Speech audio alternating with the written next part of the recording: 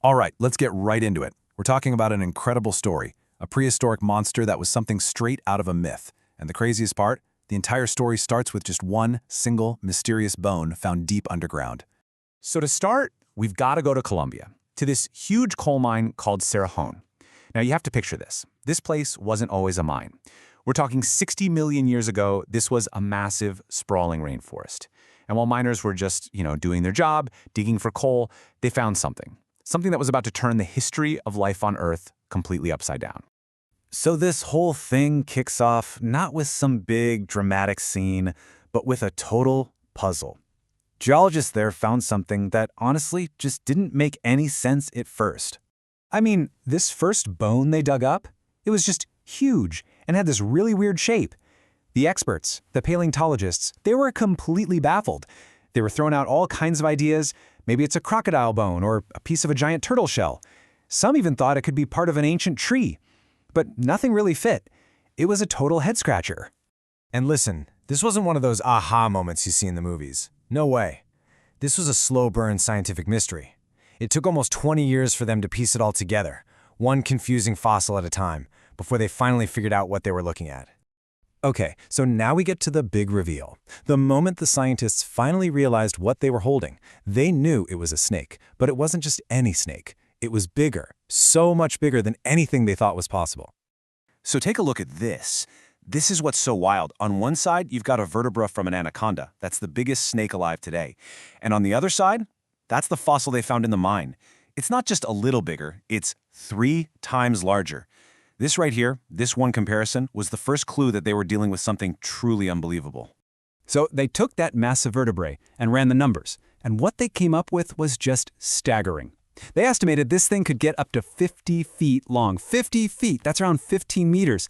Think about that for a second. That is longer than a passenger bus. And if you think the length is crazy, wait till you hear the weight. We're talking an estimated 1,200 kilograms. That's over a ton. It's like a sedan car. It's 10 times heavier than a green anaconda.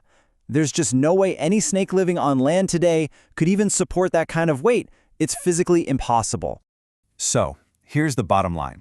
This discovery didn't just break a few records. It shattered them. It created a whole new category of giant. This creature was, hands down, the undisputed king of snakes. Okay, so this begs a massive question, right? How in the world does a snake get that big? Well, the answer isn't just about the snake itself. It's all about the world it lived in. The climate was the key. All right, a quick biology lesson, but it's super important. Snakes are ectothermic. You probably know it as cold-blooded. What that means is they can't make their own body heat like we do.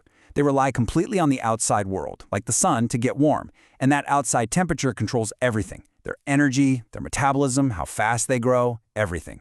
And this chart really shows you what we're talking about. Look at the modern Amazon rainforest, about 27 degrees Celsius on average. Now look at Titanoboa's world.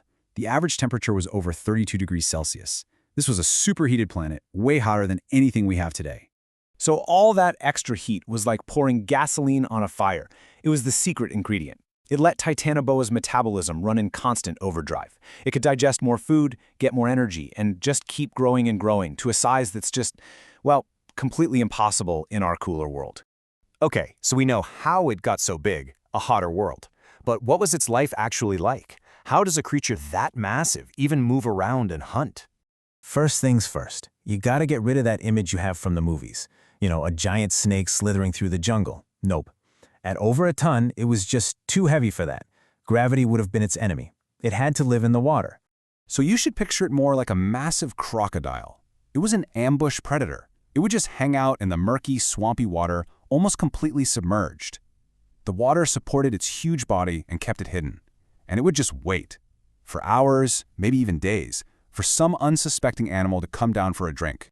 And when it struck, its main weapon wasn't a venomous bite. It was pure crushing force. Scientists figure its constriction squeezed with about 400 psi. Now, 400 psi, that number doesn't mean much on its own, right? So let me put it this way. Imagine having 2 full-grown African elephants standing on your chest. That's the kind of pressure we're talking about. There was no fight. It would be over instantly. And this thing wasn't hunting for mice, okay? Its prey was just as monstrous. We're talking giant turtles, some up to 8 feet wide, and huge ancient crocodiles. And yeah, when they finally found a skull, it confirmed what they suspected. It had that classic snake jaw that could dislocate, letting it swallow prey that was way, way bigger than its own head. So you have this perfect predator in its perfect environment. It's the king. Nothing can touch it. So what happened? How does a creature like that just disappear? The answer, turns out, is pretty simple but also kind of profound. The world changed. And Titanoboa, well, it couldn't. The planet started to cool down just a little bit at first. And as it cooled, those hot, swampy wetlands it needed started to dry up. And on top of all that, new kinds of animals, mammals, started showing up and competing for the same food. So that perfect recipe that created this giant, it was gone. The extreme heat that was its engine started to fade. The water that held it up began to disappear. The very thing that made it so powerful ended up being its greatest weakness. So here's the key takeaway. This absolute titan wasn't killed off by some other, bigger monster. It was taken down by something you can't even see. Just a few degrees of cooling on the planet's thermostat. That's all it took. And that really leaves you with something to think about, doesn't it? A few degrees of cooling wiped out the biggest snake that ever lived. It really makes you wonder, what could our own changing climate unleash?